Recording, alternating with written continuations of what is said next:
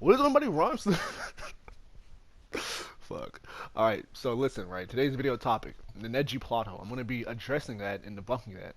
So it's actually interesting because the reason why I got reminded of this quote unquote plot hole is that I made a video debunking why Aaron Yeager in the rumbling isn't justified. And in that video, the guy spoke about the Neji plot hole. He tried to say that how Kishimoto basically gave up or forgot his prior themes, and that's very untrue. So I'm actually here to debunk that whole like, oh, Neji plot hole with him fighting Naruto. So let's get into that. So yes, the Neji fight, the story that is, as Kage put, the worst fight in Naruto. I remember that video. So basically, people's problem with this fight, they have a lot of problems. One, Naruto basically one shot at Neji. Two, this fight would quote unquote be made like a plot hole, and this fight gave on its themes because how Neji died later in the story to protect Hinata and Naruto. And then they, oh my god. And then people say that it already contradicts itself in the fight because the fight is about hard work versus talent, but Naruto uses Kurama to be able to beat Neji. Now, I'm gonna tell you something, right? There are three types of people that watch Naruto. No, there's three main types, okay? The three main types. One, they saw the show when they were a kid. Two, they saw the show like, you know what I'm saying, some years ago, but they don't really remember all the details of it, right? And then three, they've seen it very recently, but they have the brain capacity of a toddler and cannot process information correctly. Okay? So when people say that Naruto and Neji, that fight was about hard work versus talent, my question is, right, where the fuck did you get that from? Where did you get that from? And then they say, oh, well, Neji's whole thing was that, you know what I'm saying, you can't beat talent if you don't, just with hard work because Neji's talented. Now, I'm here to help you, right? Me, Mr. Rom Hatcher here. I'm gonna help you, right? So basically, right, that's not what was going on. What was happening, right, was that Neji was telling Naruto that no one can break their fate. The fate that society has put onto them. Naruto is destined from society by being a Jinchuriki that he will always be hated and disdained by society because he's a Jinchuriki. So he will never become someone that people can look up to, people can love, people can admire. That will never happen. Neji says nothing about Naruto's innate strength or nothing. He says Naruto's trash, yeah, but he's talking shit. But he's mainly saying, yes, you're a Jinchuriki, so you can never become what you want to be, which is Hokage. Hokage is the one looked up to the most. Naruto is looked down to the most, so he can never become Hokage. While Neji is a elite prodigy ninja seen by his clan. We even see this because Neji's able to use his 64 Trigon's palm. It's like, really? He's able to do that? Oh my god, Neji's so good! Right? So this whole thing about like being a hard work versus talent, that's not what it's about. That was more of Rock Lee's fight, but even I'm gonna make a whole other video on debunking the whole Naruto about hard work versus talent. Naruto is not about that at all. I'm gonna make a whole other video debunking that. But let's stick to the Neji fight, right? So with this Neji fight, people say that, oh, it's about hard work versus talent. No, it's not. If you actually watch the fight, it's not about that. It is about changing destiny, changing fate to making it what you want and not being a slave to fate. The reason why I can help you further understand this, right, is that Naruto uses the Nine Tails, and what does Hiruzen say when he sees Naruto using Nine Tails? Oh my god, it's such a young age. He's like, it's such a young age, he's able to use the Nine Tails and not like lose because he's just using it to aim himself. The significance of this, right, is that the Nine Tails is basically the reason why Naruto could never become Hokage. The Nine Tails is the reason why he is disdained. But Naruto is using this power that has made it to where he could be disdained. He's using this power for good things. He's gonna beat Neji and show how good he is. That is the point. It's more about what's an analogy? Like making when you have lemons, you make them into lemonade. Naruto is making the Nine Tails into lemonade. What the fuck? That's why him using the Nine Tails isn't some plot or like story narrative hole, right? He's not Neji's not saying, "Oh, Naruto, you can never do anything because you weak." He doesn't. He's not talking about that. He's talking about Naruto place in society. That's what Neji's focusing on. Like, no, bro, you're a dunce and you're looked down upon. I am looked as an elite, and I'm a prodigy. So that is why Naruto, in Neji's eyes, can never beat him. And Neji even says, "Hey, if you want to prove me wrong, then prove me wrong." which Naruto does prove him wrong. So when people say that, oh yes, this was such a plot hole, like Naruto literally used the Nine Tails to fight. Yes, he did use it because the Nine Tails was the thing chaining Naruto down from being great. And Naruto's perspective is that hey, you can make your own fate.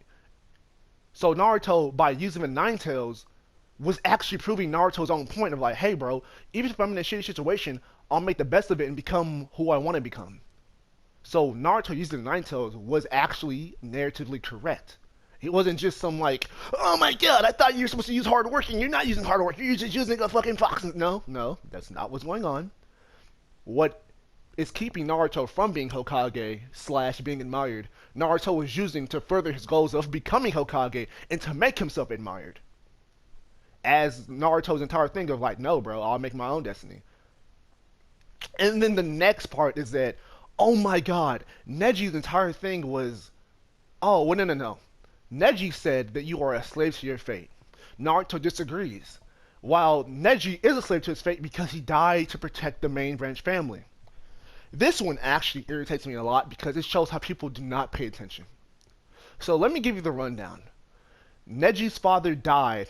Well, this is what Neji thought. Neji thought his father died to protect Hinata's father from being killed, right? So Neji's father was forced to die because he's a lower branch family member. So basically, his father was already destined to be a servant forever and be used as a tool of the main branch, right? So when Naruto tells him, no, you can break your fate, Neji believes that. But then in Shippuden, he dies for the main branch. So he literally was a slave to fate. That is wrong. Now, I feel like people are just like Neji. They don't even understand what's going on. Hinata's father had to debunk this in part 1. Hinata's father told Neji, bro, your father did not die in my place because he was forced to. He chose to do that. I didn't ask him to do that. He went up to me and he did it because he wanted to have his own choice. That is the defining thing that you need to pay attention to.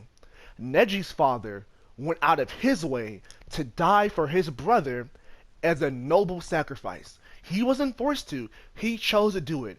Him choosing to die for his brother is a noble act. He wasn't just forced to like a dog. He wasn't forced like a dog to die. He chose to do. That's the difference. He chose to do that, and because he had choice, he was able to have pride in that. That is what Neji's father had. Neji's father had pride that he was able to choose to die for his brother. That is what happened with Neji and Hinata. Neji did not have to stop Hinata from dying. Even if Hinata would have died, Naruto would have still been saved, and Naruto's the main war power that they need to protect. So that's why Hinata wanted to save Naruto. Also, she loves him, of course. But Neji chose to save Hinata because after part 1, Neji actually realized how, you know what I'm saying, him and Hinata bonded and all that stuff. But Neji, he chose to die for Hinata, not because he's a slave. He chose to do it because he cares about her, and it's something that he wanted to do. Neji was not forced to do that. Whenever people bring up like, oh my god, he died for Hinata, I guess he really was a slave. No, you're not paying attention to what's going on. You're not paying attention. Stop. Shut up. What's going on? Neji made a heroic, prideful, he had pride in himself because he was able to do that, and he made a heroic sacrifice, and he is a hero for that. What Neji and Neji's father did, that is something to be commended. Dying for your family, dying for someone you love, that is something to be commended. To look at their sacrifice and say, oh my god, you're just a slave. No. They chose to do that. They didn't have to do that at all. No one forced them to do that. They did that because they wanted to do that. That is what makes it admirable. They chose to sacrifice themselves. So this whole Neji, oh, the Neji fight was a plot hole, the biggest plot hole. No, you just don't pay attention. NC Hammer. Literally everyone on TikTok. That one YouTuber made an Aaron debunk video on. Like, come on, guys. Like, what are you even paying attention? Like, come on. I just feel like the majority of Naruto plot holes, 99.9% of them are literally all someone making a dumb point that gets debunked, people debunk it, the people just ignore it and just keep on saying it's a plot hole. That's literally what like almost literally every single Naruto plot hole is. The plot hole gets debunked, the plot hole has an easy explanation for why this happened, people just ignore and say, no, I just want to say a plot hole. No, like, I just don't understand it, but that's the end of this video. Pretty short, but I'm happy I got to the point. And see ya, I guess.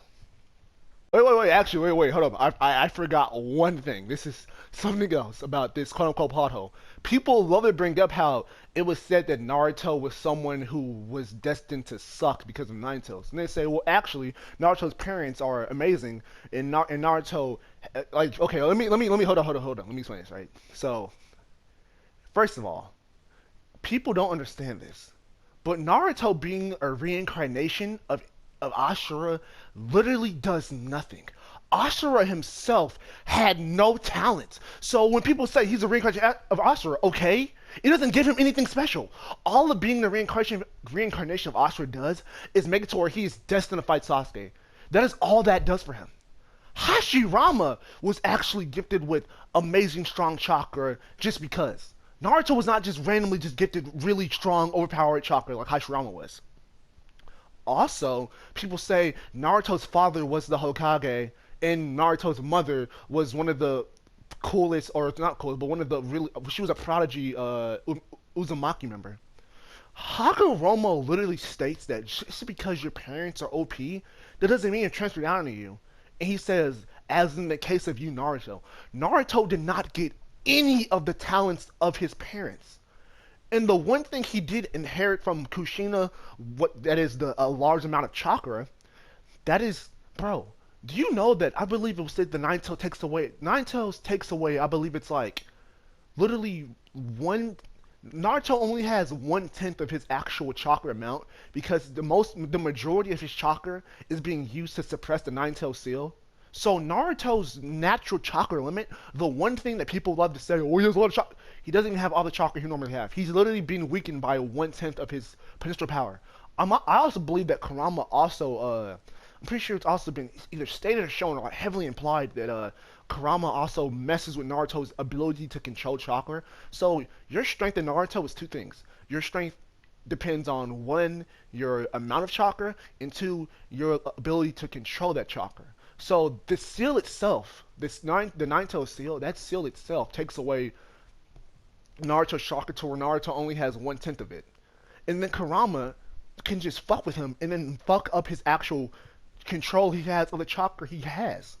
So Naruto is being significantly weakened. You can actually prove this. I can actually prove this to you. So in Shippuden, after Shippuden, Naruto has to use a Shadow Clone to make a Rasengan.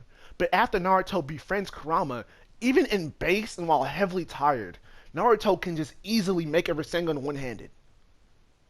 And in Kurama, we've even seen Kurama mess with Naruto's chakra control, like when he had the Toad stages, when they were trying to help him with the Sage mode. So it can be easily, like, it's pretty much right there in front of your eyes that, like, Kurama has been messing with Naruto's ability to control chakra.